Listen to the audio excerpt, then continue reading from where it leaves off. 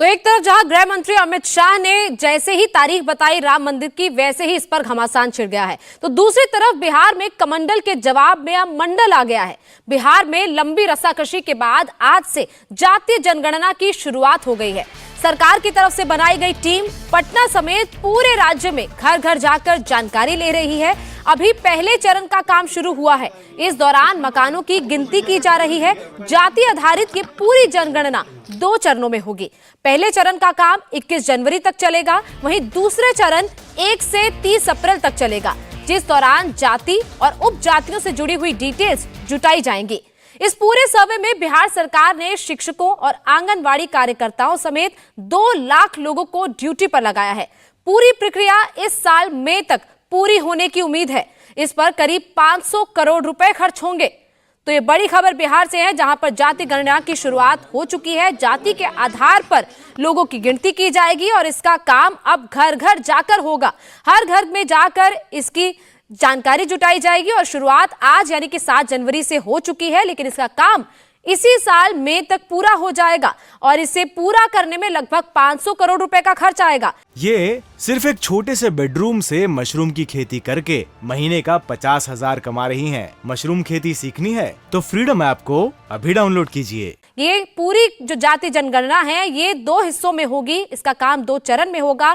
पहले चरण की शुरुआत आज यानी कि 7 जनवरी से हो चुकी है, वहीं दूसरे चरण की शुरुआत अप्रैल में होगी। 1 से 30 अप्रैल तक इसे पूरा किया जाएगा।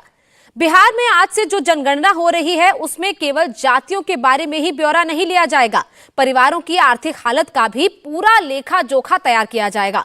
फिलहाल पहले चरण में केवल मकानों की गिनती हो रही है। इस दौरान हर मकान को एक नंबर दिया जा रहा है। साथ ही जनगणना करने वाले लोग परिवार से जुड़ी जानकारी इकट्ठा कर रहे हैं। सर्वे करने वाली टीम फॉर्म लेकर पहुंची है और लोगों से पूछा जा रहा है कि उनके घर में कुल कितने लोग हैं, घर का मुखिया कौन है, इसमें कौन घर में रहता है और कौन कमाने के मकसद से बाहर रहता है। तो इन तमाम सवालों के जवाब इस फॉर्म में भरे जाएंगे और इस जाति गणना को उसी के आधार पर किया जाएगा। 1 अप्रैल से शुरू होने वाले दूसरे चरण में क्या होगा ये भी आप जान लीजिए। इस दौरान लोगों की मूल जाति और उपजाति की गिनती की जाएगी। साथ ही लोगों की आर्थिक हैसियत की भी जानकारी ली जाएगी। लोगों से उनकी नौकरी का डिटेल्स मांगा जाएगा। उनसे उनकी आमदनी, सालाना आय के बारे में भी पूछा जाएगा। हर परिवार में नौकरी करने वाले कितने लोग हैं ये भी इस जाति जनगणना के दूसरे चरण में पूछा जा सकता है। तो ये दोनों चरण अप्रैल तक पूरे हो जाएंगे और मई में ये पूरा काम हो जाएगा। पटना में भी जाति जनगणना शुरू हो गई है। पटना के बैंक कॉलोनी में जब जनगणना की टीम पहुंची तो वहां इंडिया टीवी संवाददाता नीतीश चंद्रा भी मौजूद थे। देखिए नीतीश चंद्रा की ये खास रिपोर्ट। बिहार में आज से जाति जनगणना की शुरुआत हो रही है। 2 चरणों में ये गिनती होगी। आज पहले चरण में मकानों की गिनती की जा रही है। हम इस वक्त पटना के बैंक कॉलोनी इलाके में एक अपार्टमेंट में है, जहां पर जाति जनगणना से जुड़ी जो टीम है वो पहुंची हुई है। और यहां पर देखिए टीम के लोग एक घर के अंदर हैं और यहां पर उससे संबंधित जो जानकारी है वो पूछी जा रही है। एक पूरा फॉर्मेट है यहाँ पर, आप देखिए। इसमें भवन संख्या, मकान संख्या, जिस उद्देश्य के लिए मकान का उपयोग किया जा रहा है, परिवार संख्या, परिवार के मुखिया का नाम, परिवार में कुल सदस्यों की संख्या, ये सारी जानकारी ली जा रही है। ये फॉर्मेट बना हुआ है, इसी के लिए आप जानकारी ले रहे हैं। हाँ जी, इस फॉर्मेट के अनुसार ही हमें जिस भी परिवार में हम जाएंगे उससे पूरी जानकारी हमें लेनी है और आगे हमें इसको बढ़ाना है। यहाँ पर भी देखिए कुछ और कर्मचारी हैं। ये आप क्या बना रहे हैं, ये समझा सकते हैं? ये प्रगणक का नजरी नक्शा है।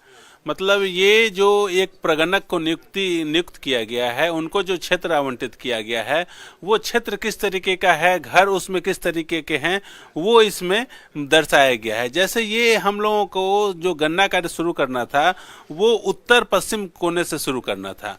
तो उत्तर पश्चिम कोने का ये प्रथम भवन है, जो प्रथम आपका इंफ्रास्ट्रक्चर है, जो प्रथम बिल्डिंग है वो है। तो उसको हम लोगों ने ये बॉक्स से, अगर पक्का मकान अगर है तो हम लोगों ने उसे वर्ग के रूप में सूचित किया है।